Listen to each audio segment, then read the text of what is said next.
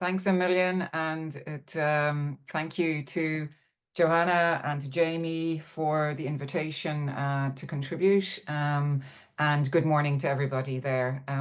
Some of you will know some of my work. I don't particularly study, or I haven't done formal studies on worker organization and unions, but I have been studying for quite some time the various associations and have been somewhat part of them, I suppose, in Ireland over quite some time. So I thought I'd bring you just some of the things that have been happening in Ireland.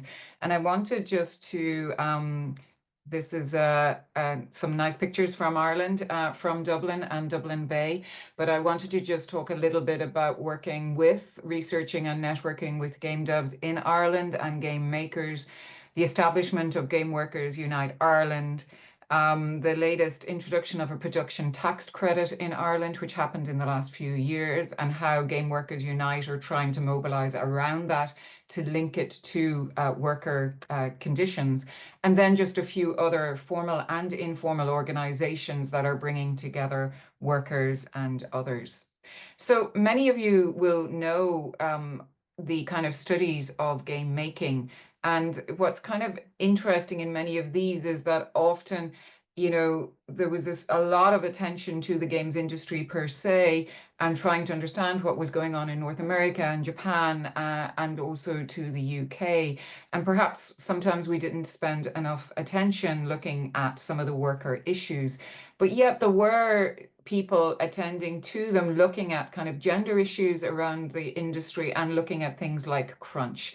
And here I point you to just an early piece by Mia Consalvo in one of the first books, Beyond Barbie and Mortal Kombat. As we move on then, and we start to see some other work looking at independent video games, but also starting to look at, the kind of different types of organizations and the workers kind of behind the scenes, not just the marquee developers, but also the QA. So I point you to Ergen's work looking at testers, and then this other waves of books of looking at the changes in the industry. So we started to see new roles, new types of workers. We started to see that we needed to kind of think and go broader than looking at game developers as programmers, designers, and those roles. And we've done a little bit of work in Ireland, because what we realized when we started to talk to workers in Ireland is we actually had a lot of community managers in Ireland over a decade ago that, people weren't even talking about as being part of the games industry at all. And their working conditions and what they were facing was very different to what we had seen from talking to games programmers and games designers. And I think this is really important when we start to think about game workers and the organization. In different local contexts and different countries, we actually can see that there are perhaps some similarity in the challenges, but also depending on the shape of the industry, if you like, locally, you can have different challenges.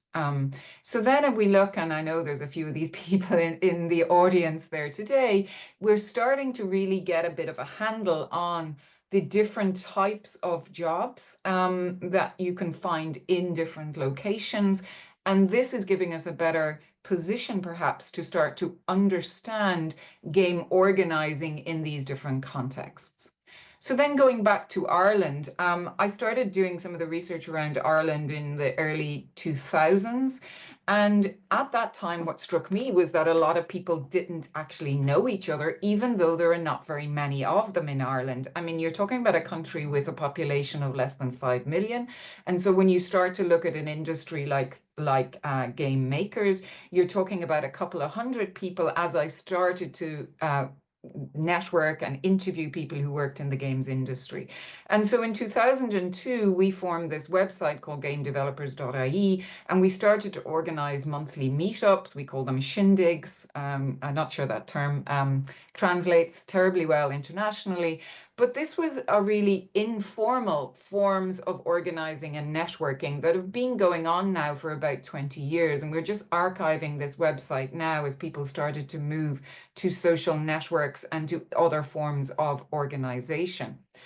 And if you look back to 2009, we ran our first survey, and this was really one of the first surveys which started to look at who works in the industry, what are the occupations, but also asked about demographics. Before this, we had no data on who worked in the industry by gender, really by age, and breaking it down. So around this time, we reckon there were about 1,500 people working in the games industry in Ireland. But what was interesting is we had a lot of people in QA or support, which also turned out to be community management and these roles. So what's interesting about the Irish case is we have this kind of bifurcation. We have a small number of people who are producers and programmers, and we had a lot of people in QA and community management. We also, because of QA and community management, had a lot of workers moving from, it turns out, Germany to Ireland to work in this industry because they wanted native language speakers. So we had this interesting mobility of workers as well, people moving to Ireland to work in the industry. So what are the companies I'm talking about? These are just some of the multinationals who would be located in Ireland, and then some of the Irish companies that have now Digit and Havoc and Damon Ware bought out by multinationals at this point, and also Digit has been bought as well by a multinational company. So we published this around 2011, and we started to really document the fact that there were very few women working in the industry, but those who did work in the industry were mostly working in QA.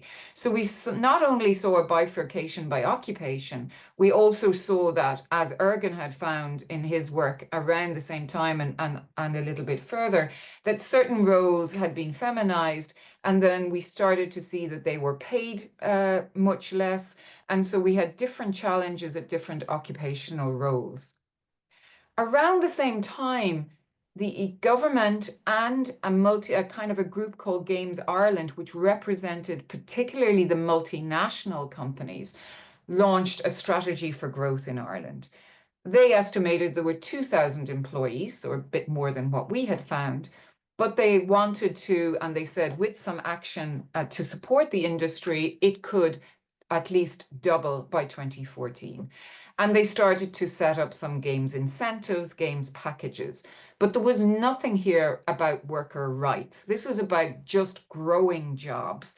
And this was a state-backed plus a group called Games Ireland, who represented mostly the large multinationals, pushing for a tax credit and saying that we'll be able to grow this industry like we had grown film a decade or more earlier. But what we see from that period to now was what we see in other countries. That headline figure of 2,000 has gone up and down a little bit, but we have a lot of instability and job losses, and that has continued to today.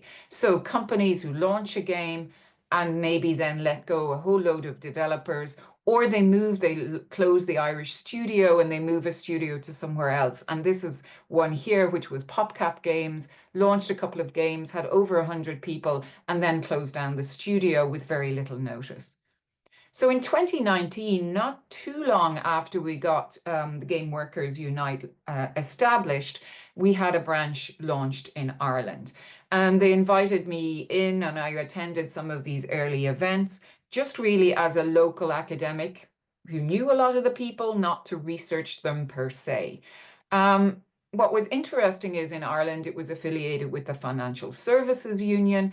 And just to point to what Jamie had said, what's interesting about this union is they have an office in Belfast in Northern Ireland and an office in the Republic of Ireland. So they are trying to organize cross-border to kind of fill that gap as who represents companies in Northern Ireland.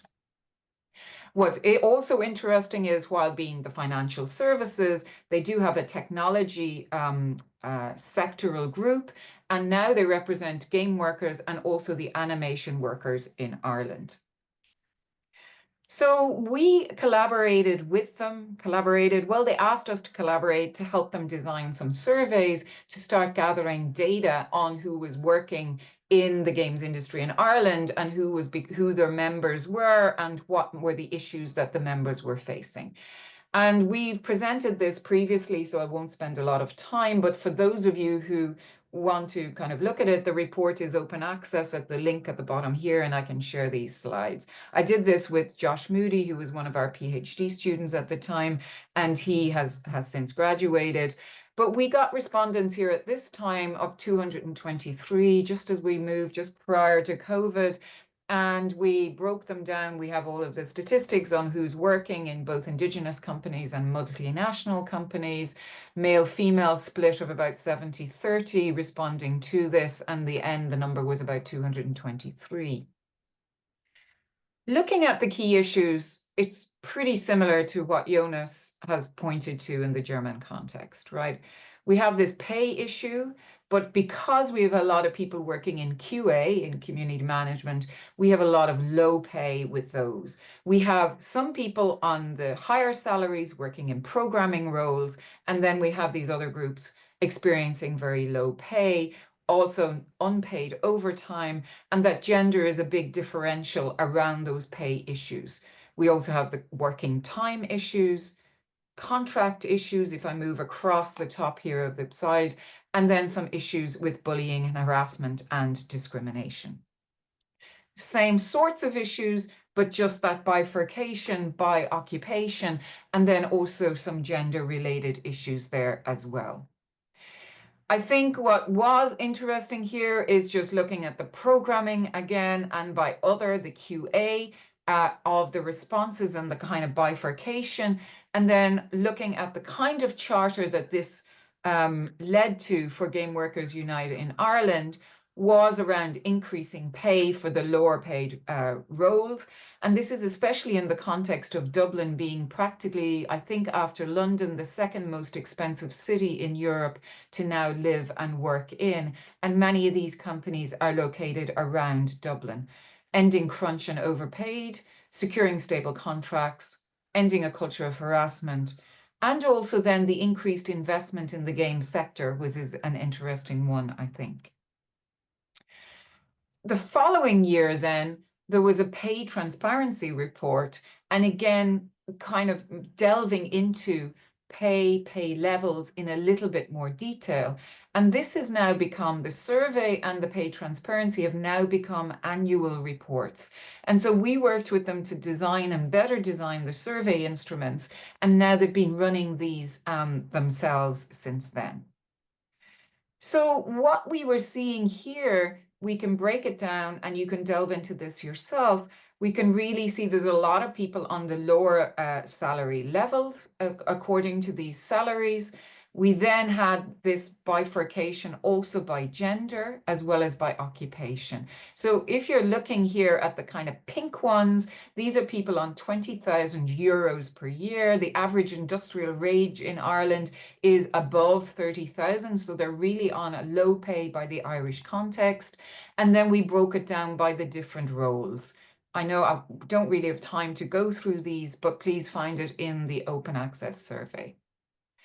Then we looked at transparency, and this is coming from the later transparency reports. Are the pay ranges published? Yes or no? And we're really finding very little transparency around pay. Is overtime paid?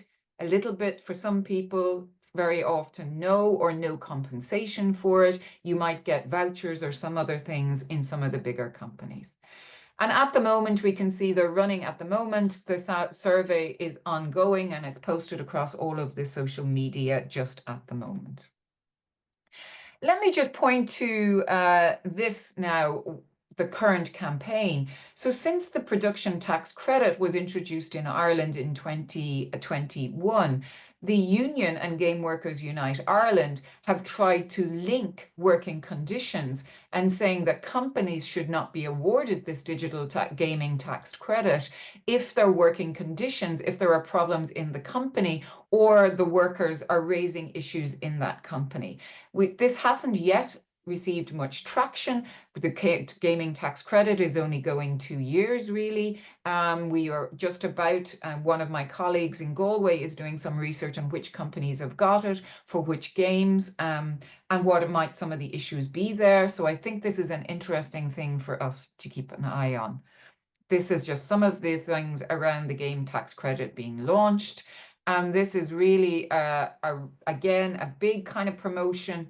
And we see the Game Workers Unite union, as well as other bodies in Ireland, pushing for these supports for the games industry in Ireland. And we've seen these being introduced in other countries. Apparently, this one is quite generous in the Irish context.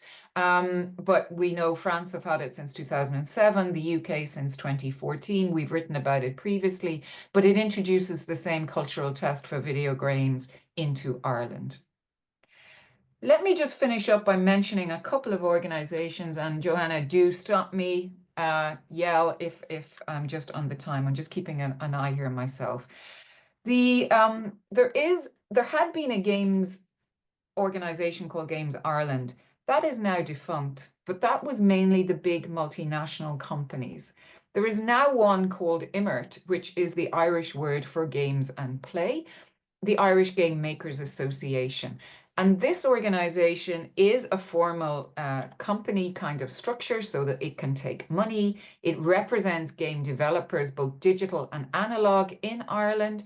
It provides resources, but it doesn't do an awful lot around game working conditions. It does work around skills and these sorts of issues. So it's a kind of an interesting organization to look at alongside the Game Workers Unite union. They're currently mapping the games industry in Ireland, and they have come up with a figure, it's ongoing, of about 2,300 employees. So we haven't really gone too far beyond the 2,000 in 2014. And you see here the kind of split, almost equally game devs to QA. So that bifurcation is continuing in Ireland, even though there's only about 4 companies, they're saying, doing the QA in the Irish context at the moment. Finally, then, just a couple of other more informal organizations, voluntary grassroots that are ongoing. Gamecraft was organizing game jams around the country, and we worked with them to try and help them to design their different events to make them more inclusive and diverse. And that's been an ongoing engagement really over about the last 8 to 10 years. Thinking about designing games differently and telling other stories, working alongside the more commercial industry. We have these different groups, sometimes with people who are already employed in the industry who come to these events, sometimes with students, and sometimes with other people who are working in animation or want to do their own little indie studios. And we've worked with them to make their events much more inclusive, to go beyond, because when we started looking at them, they were primarily being attended by young men. And so we have tried to work with them to make them much more inclusive.